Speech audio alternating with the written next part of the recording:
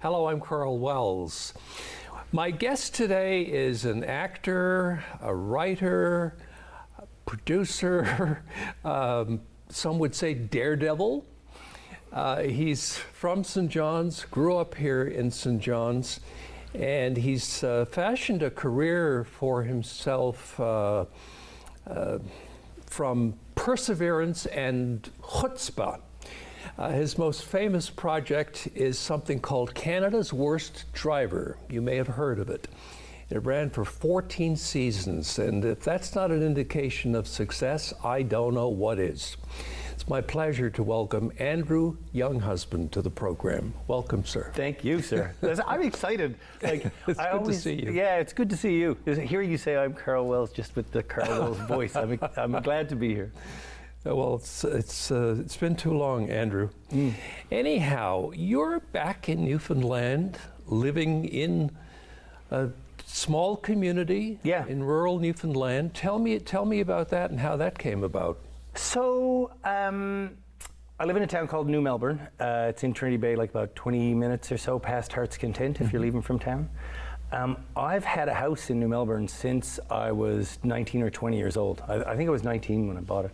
Back in the day, one of those houses, $7,000. Outhouse, no running water, no deed, no survey. But he just flipped me the keys. Not today. And it's yours, exactly, those days are gone. And so myself and my girlfriend went to that house during the pandemic, just as a way to mix it up. We were kind of living in the sticks outside of Toronto, like just for the pandemic. I was living downtown Toronto, but we went to a cottage to kind of hide from COVID. And then after a while of doing that, we thought, like, let's mix it up and go hide out in rural Newfoundland. So we did. And the kind of joke that I like to make now is, and then we forgot to leave. And so ultimately we sold out of downtown Toronto and kind of got clear of that entire life and invested in building a home in New Melbourne. So we're there permanently now. We're kind of all in. And what do you do to keep busy? Well, in the last 2.5 years, we've had 2 children. So I'm almost 1 million years old now, and I got a 2.5-year-old and an 11-month-old. She turned 11 months yesterday. Well, that's lovely. Yeah. That's lovely. Super fun. And Kate, my missus, is an artist, so she's at home painting every day. And we're raising 2 kids, and I'm like growing produce in the basement and selling it to restaurants. And I got a big hydroponics kind of rig in the basement, and I've kind of what was a hobby has become like a semi-professional thing for me. Well, you just gave me some lovely lettuce. Yeah, I'm growing lots of greens. What else do you grow? Greens, like small greens, like lettuce, arugula, chard, and herbs, basil, and other things. All very popular. Yeah. I'm selling them to restaurants downtown St. John's. It was just funny because, like, I show up at a restaurant with like literally like a Canadian Tire bin, a Rubbermaid kind of container, and rip it open and show the chef, and he'd go, "Where did you get that?" And then the chef would have someone in his ear, and he'd go, "What? He says you're on TV." I'd be like, "No, not well, kind of, maybe, yeah." He said he watched your show this morning. Who the hell are you? And so, it's become a thing while I'm kind of taking a hiatus from show business, or show business is taking a hiatus from me. I don't know which. Well, I suppose we should talk a little bit about show business. I love show business. Let's talk. We used to, with my first gig in show business, we were on the same show, and I barely got to meet you except for walking through the halls. And I was always like, Glenn Tilley was the star, Debbie Cooper was the star, but you were the star. Like, there was nobody on the island more well-known, recognizable, popular than you. And I was always so like thrilled, like, Karl, I'm on the Karl Wells show. So that was, Here and Now was my first gig ever, my first TV gig. I worked a lot, but well, I'm glad you remember. Oh yeah. This is the first time, you had me on TV one other time, but like. Yes, I did. But I want to ask, you're a performer, you're an actor, writer. Did you have any mentors in the arts when you were growing up? Yeah, of course. Like a little umbrella of people who are my age and went to my school, the number one must-name mentor was Lois Brown. Yes. Lois was my drama club, teacher. She taught drama class. I took that the first year I was in high school. And so in that umbrella was people like myself, Rick Mercer, Christine Taylor, Ashley Billard, Ken Tizard, who went on to play bass with a bunch of bands like The Watchmen, Sean Panting. Like, there was a group of us that Lois convinced would be better off by writing our own material, performing our own material. She encouraged my high school sketch comedy troupe to go to the LSPU hall and look at getting bookings there and doing our own shows. So without a doubt, if you're going to talk mentors, Lois Brown is number one, and there's not even a close second. That said, if you grow up and you're interested in comedy in this town and theater or anything, everybody from Codco is a mentor. Everybody from Wonderful Grand Band is a mentor.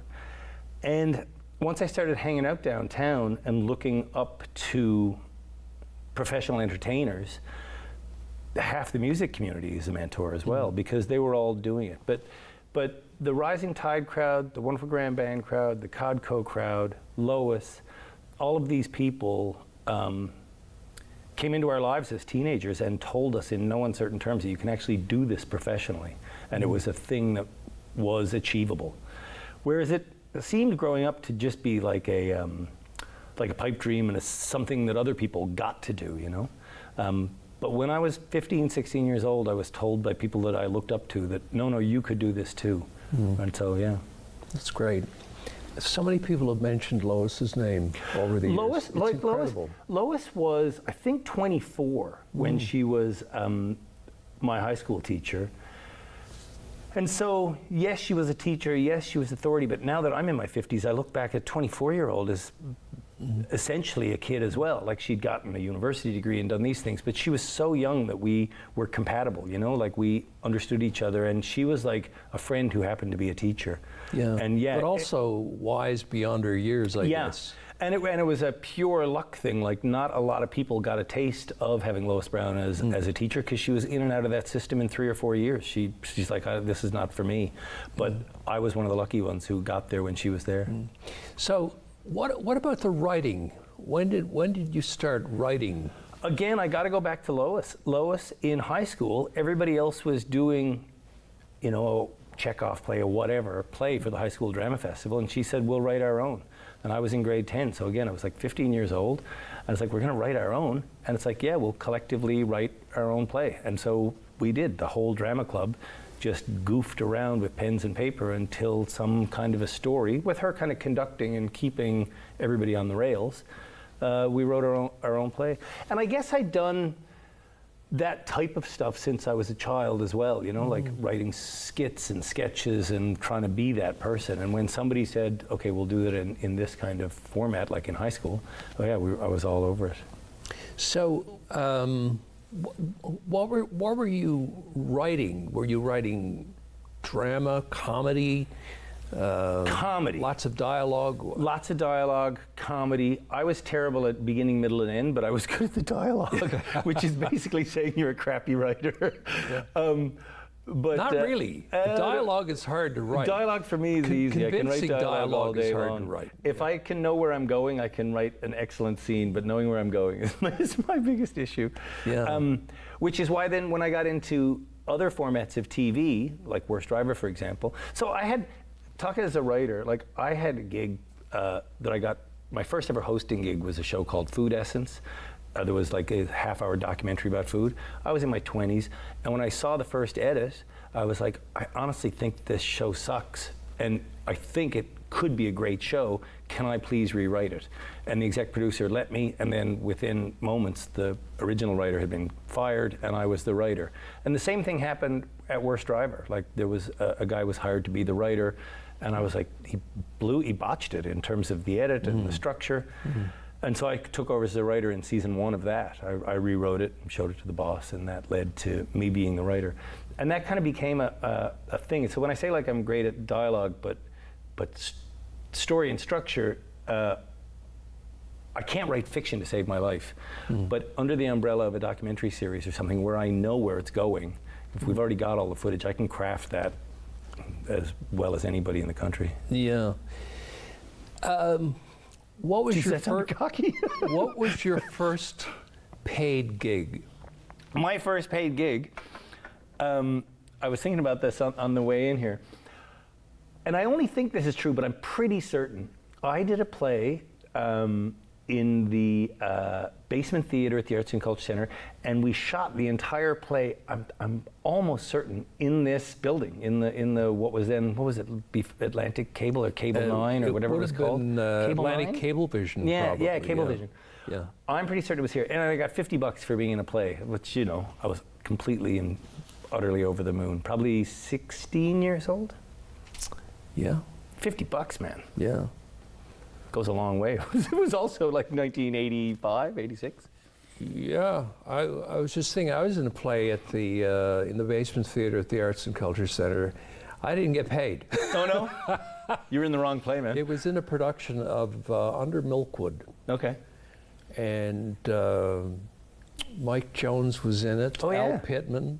Mike Jones was in it. Yeah, he was in it. Yeah, and Al Pittman. Wow. I think Mike Jones was the narrator. That's some heavy casting But, right there. yeah, it was a lot of fun. The play that I was in was directed by Barbara Barrett, and now that theater is named after her. Of course, yeah. I worked with her husband. Actually, he worked at the CBC, Arthur. Oh, I didn't Barrett. realize that. I didn't know. Anyway, we're going off in all What kinds odds? of directions here. But anyway, so at some point you started writing commentaries for the CBC, and you were on the Supper Time News on CBC, on Here and Now, doing a character. How did that happen? It's one of these one thing leads to another type things, and I can tell you this pretty clearly. So I did Rising Tides Review when I was 17, the review play. Already moved out of my parents' place. I was a wannabe actor. Mary Walsh, we were talking about Ray Guy before we came on TV. Mary Walsh cast me in Frog Pond, which was written by Ray Guy at age 17, and I was like, I'm not going to go to Mon, I'm going to do this theater thing.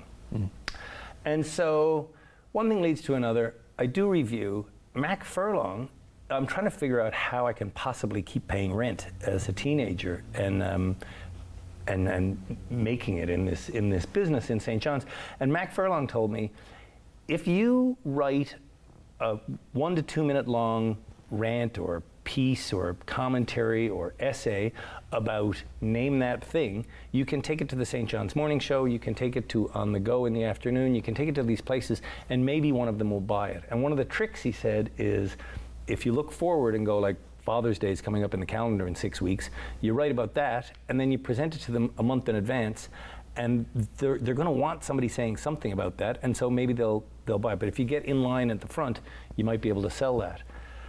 And lo and behold, it worked. I started doing that so much that I started pitching to all sorts of shows, and I got to be a regular on the CBC radio morning show, and locally. And then Ingrid Fraser had me on the what's now Wham! Back then it was Weekend Arts magazine. That's right, yeah. And it was all arts-related stuff. And I started doing the Sammy Ludlow character on the radio for Ingrid every couple of weeks, once a month or once every 2 weeks or something like that. And this was like a St. John's character? Yeah. In my mind, Sammy Ludlow was like 40 years old, even though I was 19 or 20. And I had long hair. Like, Sammy Ludlow did not look like me in my mind. And he was just a fast-talking, goofball, really. And then I got a call from Wakeham, from Bob Wakeham, who was your boss, and he wound up being my boss, and he famously put Rex Murphy on TV. Right. He put Ray Guy on TV. He put me on TV. He called me up. You must remember, there was that moment in Here and Now's history, which was the same as every local newscast in the country, where they increased it by half an hour. It was an hour and a half long, and it was only a brief little period of time. But Wakeham, an hour and a half of like new content every day. How on earth are you going to fill that? And Wakeham called and said, this is what he said to me. He goes, I go rabbit hunting on Saturday mornings. As soon as crack of dawn is up, I'm on the road. I'm out hunting. And he goes, and you come on the radio at like 7:30 in the morning on Saturday, and I wait for it in the car. Like if the Sammy Ludlow character's on, I know it's going to be good, and I love it. And then they increased what I have to fill on the news by half an hour, and now I've got to deliver 90 minutes. And so how would you like to take that character off the radio and put him on TV? And my original reaction was, why don't I do anything else? I don't think I look like Sammy Ludlow. Yeah. Like, that's a radio character. And he was like, well, this is it, kid. It's a take it or leave it offer. I want Sammy Ludlow. And he said, and I'm here to tell you, I think you're wrong. I think you do look like him. And you're him. It's it. Like, so you can take this gig or not. And I was really, really scared. And I had to do 4 or 4.5 minutes, like 4 minutes, standing flat-footed in front of the green screen talking. Like, it's not easy. Yeah, as a 20 or 21-year-old, try to be entertaining for 4 minutes standing flat-foot in front of a green screen. Yeah. But that was the gig, and I got better and better and better at it, and started realizing that I could utilize the green screen and utilize the video library at the CBC, and I could put whatever I wanted on back there. I think the very first one I did, I think the image changed 3 times in 4 minutes. Yeah. And by the end of it, it was changing I was like writing all sorts of cues and everything. I think I was driving the people in the control room a bit cracked, but I tried to get more and more and more elaborate with it all the time. Now, I don't know whether this was before you did the commentaries or after, probably after, but you were one of the actors on one of the earliest TV series done by Mary Sexton and Rinkrat. That was after that was Dooley Gardens. That was Dooley Gardens, and so I wrote that originally. I was the first person to create Dooley Gardens. Yeah. It wasn't Dooley Gardens when I created it. I again, like, as a young person, really ambitious, I was just constantly pitching, writing, pitching. Do you want to buy this? Can you buy that? Can you buy this? And I wrote something that was frankly terrible. And I took it to the CBC, and it was Ron Crocker. We were also talking about Ron Crocker earlier, off camera. And Ron was kind of like, I found out that the CBC always had money at the end of the year, and they wanted to spend it. So Ron said, I can give you some money, and that's when I pitched. I pitched like the end of April or whatever the fiscal year end was, knowing that they might have some cash kicking around. And Ron said, it's good, but it's not great. You need more people on board to help you. And I went immediately to Ed Rich, and I said, would you like to write with me? And he said, yeah. And he goes, I've always thought that a sitcom should take place in a hockey rink. How about we move it out of the house you've got and we put it in the hockey rink? I go, whatever, man. If you'll work with me, I'll do anything you want. And so it was his idea to put it in a hockey rink, and it was also his idea to get Mary Sexton. He goes, you're not a producer. You think you can do it all, but you can't. You need an actual producer. And so let's call Mary. And so we did. And we got her on board. And then we did, I don't know whose idea it was. I think it was Mary's. But we did the smartest thing ever. We got a deal from Ron to just deliver scenes. And he said, write me 6 scenes. He didn't even care about a whole synopsis or anything. He just wanted to read some scenes. It was basically like he was trying to get the money out the door, and he came up with an idea. You write me 6 scenes. So Mary or Ed, it certainly wasn't me, one of them, thought, wouldn't it be way better if instead of giving him paper that he won't understand what we mean, why don't we just shoot it? Mm-hmm. And so we shot it. I think we shot it on film. We got film from NIFCO. Nigel Markham, I believe, shot it. Mary Walsh said she'd be in it. Brian Hennessy said he'd be in it. All these heavy hitters said they'd be in it. I was in it. And so Ron Hines was in it. Ron as well. Hines was in it. Like, they're my heroes. We're in this thing. And so we never told Ron Crocker that we were doing anything other than delivering him paper. And on the day that we were supposed to deliver paper, we gave him a fully edited piece, which is like the glory of St. John's, right? Mm. Everybody lined up and did that gig for no money, on the belief that if it was good, it would come through and they'd get a job later. But the editors, the camera, everybody, we just did it. We did it like for fun, knowing that it would be good and that we'd get a gig out of it later. And we did. We made a short-lived sitcom for the CBC. I will be remiss if we don't get to Canada's worst driver. Sure. I know I talk too much. You bet. So How did that happen? You moved to Toronto, obviously, at some point. No.